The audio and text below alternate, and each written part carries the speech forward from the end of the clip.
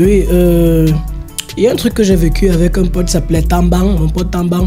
En fait, j'ai eu à bosser avec deux personnes et Tambang est spécialiste pour les documentaires en fait. Donc lui, il travaille plus les documentaires. Donc là, on était sur un travail où le client voulait un documentaire. Là, maintenant, je regarde autour de moi, je dis que bon, celui qui a toute la cagnotte, toute la cargaison, bien tout l'arsenal de matériel, c'est mon pote Tambang. Donc, je l'appelle, je dis que ouais, j'ai un pote, j'ai un client comme ça qui veut qu'on développe un côté documentaire de son business. Il m'a dit, le client fait dans quoi? Il m'a dit, le client fait dans l'élevage, bien sûr. Donc, le client fait dans l'élevage des porcs et autres. Donc, il fallait donc faire un documentaire sur les activités entrepreneuriales du client.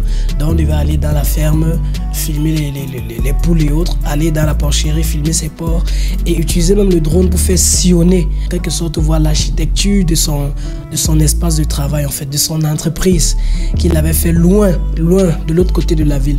Donc voilà ça que moi personnellement, comme je suis celui qui est devant, je suis celui dont le client a confiance, dont le client me dit, me donne un prix. Je m'entends avec mon client en fait.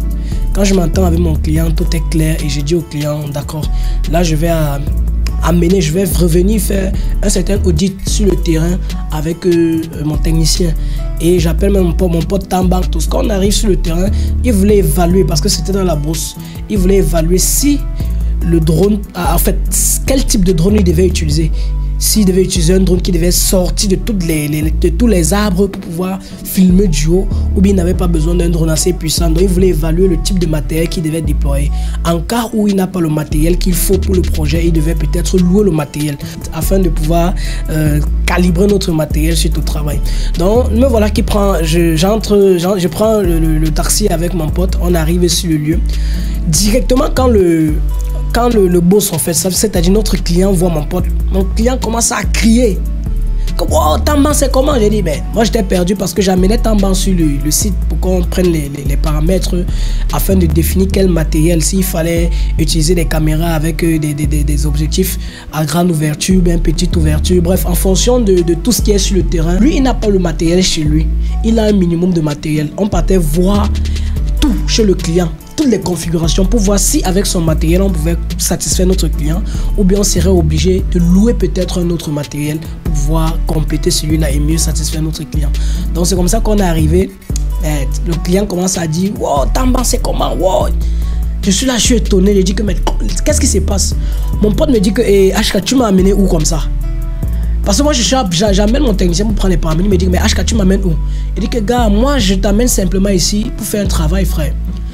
Il me dit que non, il ne comprend pas pourquoi le monsieur est en train de crier. Le monsieur dit, je te connais. Mon pote dit, votre visage ne me dit rien. Le monsieur dit, en fait, il est un enfant de la chefferie du quartier de mon pote Tambang au village. Donc le boss est en quelque sorte dans la famille royale du village en fait. Or, il connaît Tambang. Il dit que mais comment? Tambang dit que mais comment tu me connais? Il dit que non, il connaît le père de Tambang, il connaît le grand-père de Tambang.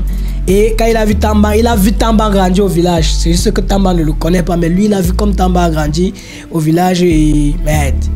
Tant on dit que j'ai compris, on a compris, on veut vite travailler, quitter parce que ça devenait chaud. On veut vite commencer à patrouiller, guetter ici, sinon. Le monsieur dit non, attends d'abord, on peut pas se voir les frères comme ça, on se salue pas, mais c'est comment ça fait un bail, oh. C'est comme ça qu'il dit à mon pote que oh, tu as changé, mais tu es vraiment dans l'entrepreneuriat, donc c'est toi qui fais tous les documentaires vidéo. Mon pote dit que il dit que mais tu sais qu'on va travailler ensemble, c'est la famille. Il dit que d'accord, moi j'étais là, j'avais mes intérêts, c'est moi qui gagne le marché, mon frère. Je veux que on prenne les paramètres du site, on donne le devis en fonction du matériel qu'on va utiliser et on part. Le monsieur a dit, comme je fais partie de la famille royale de ton village, mon frère, ce travail, tu vas me le faire et je vais t'encourager. Parce que c'est une grande fierté pour moi de voir un de mes fils du village qui a grandi. Et aujourd'hui, il est en train de... La vie ne nous a pas fait se rencontrer au hasard. C'est Dieu qui a voulu qu'on se rencontre aujourd'hui dans les bons thèmes de business et on va beaucoup travailler. Mon pote a dit... il commençait à bégayer parce que lui-même, il ne comprenait pas.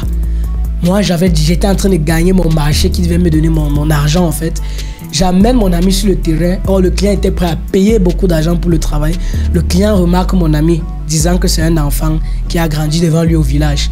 Et comme c'est son fils, comme c'est la famille, il dit que mon ami doit lui faire le service et lui va encourager mon ami. Moi alors qui j'ai gagné le marché, les ai mis en contact, je fais comment mon frère?